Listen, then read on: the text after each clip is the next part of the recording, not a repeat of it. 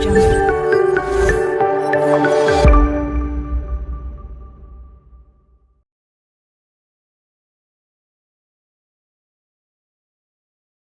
Hi friends, welcome to this video on liver function tests.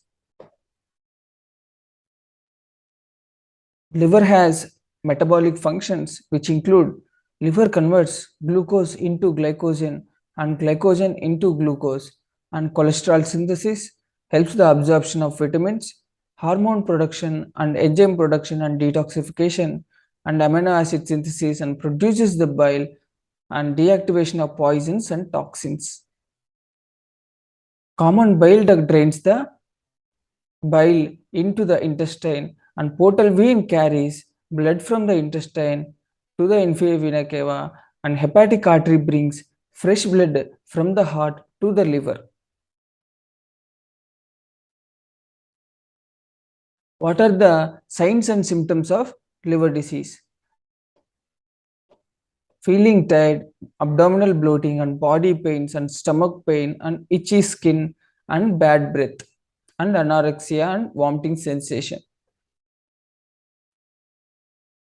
First, what is the cause of hypoproteinemia? Hypoproteinemia is marked decrease in the plasma proteins.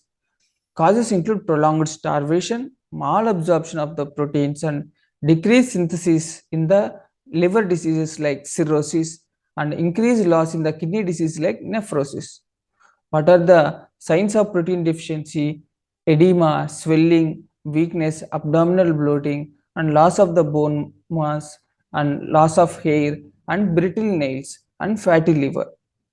What is the effect? Decrease in the albumin will cause decreased osmotic pressure and edema, and decrease in the globulin will cause decreased immunity, and decrease in the fibrinogen and clotting factor cause bleeding tendency.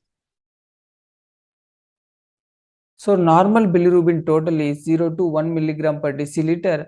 Conjugated or direct bilirubin is 0 to 0.35 milligram per deciliter. Unconjugated 0.2 to 0.65 milligram, and SGOT 10 to 40, SGPT 10 to 40 international units per liter. Alkaline phosphatase 40 to 112 units per liter, and total protein 6 to 8.5 gram per deciliter. Albumin 3.5 to 5 gram per deciliter, and globulin 2 to 3.5 gram per deciliter.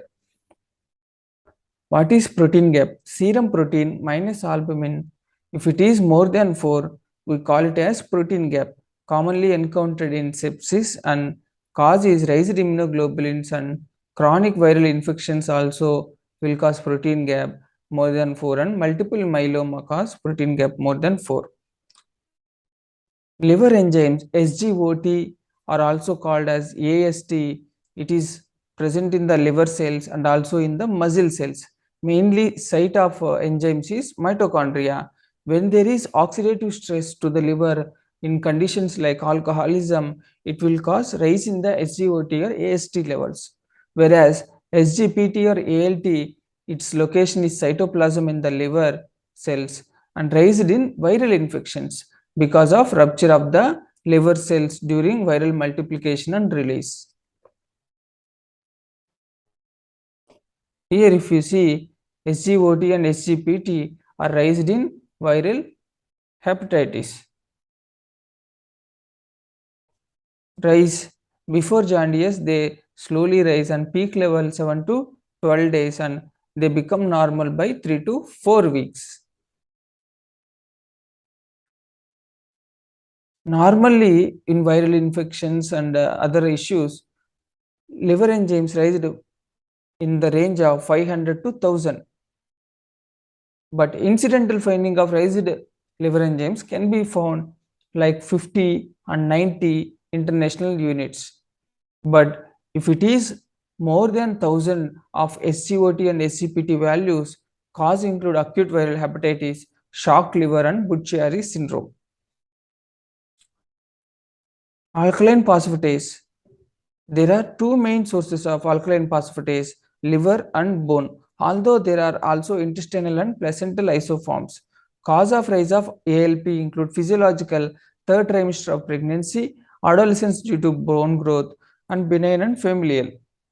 Pathological alkaline phosphatase rise, bile duct obstruction, primary biliary cirrhosis, and primary sclerosing cholangitis, and drug-induced cholestasis like anabolic steroids and combined oral contraceptive pills, and metastatic liver disease, bone disease like Paget disease, and heart failure.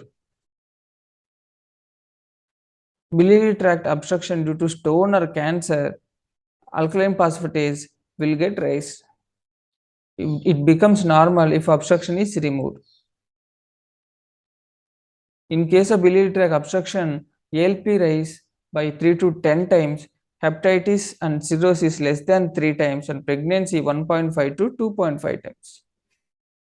Elevated ALP, history and physical examination showing pruritus, cholestasis, drugs, pregnancy, renal disease, or bone symptoms. If you calculate GGTP, sensitive not in the bone, and 5 nucleotide is specific for liver, if they are normal, it is from non-hepatic source. If they are raised, then hepatobiliary disease, we have to get ultrasound, and ultrasound may show dilated bile ducts or normal bile ducts. If there is normal bile ducts, evaluate for intrahepatic cholestasis, check for hepatitis B and C, and followed by, if necessary, liver biopsy. Next, we see the rise of bilirubin levels called jaundice. So, hemolytic or pre-hepatic jaundice, normally in the spleen, hemolysis will occur and bilirubin will get accumulated in the spleen. This is unconjugated bilirubin. Unconjugated bilirubin will bind to albumin, and in the liver, unconjugated bilirubin will get converted into conjugated bilirubin, and through bile it get secreted into intestine. Then conjugated bilirubin in the intestine will get converted into urobilinogen and stercobilin and excreted in the feces, and urobilinogen to urobilin into the urine. Hemolysis or pre-hepatic jaundice, there is rise of unconjugated or indirect bilirubin because the cause is before the liver. Whereas biliary obstruction or post-hepatic jaundice, direct or conjugated bilirubin is raised along with total bilirubin because cause is liver and beyond the liver, where conjugation of bilirubin occurs.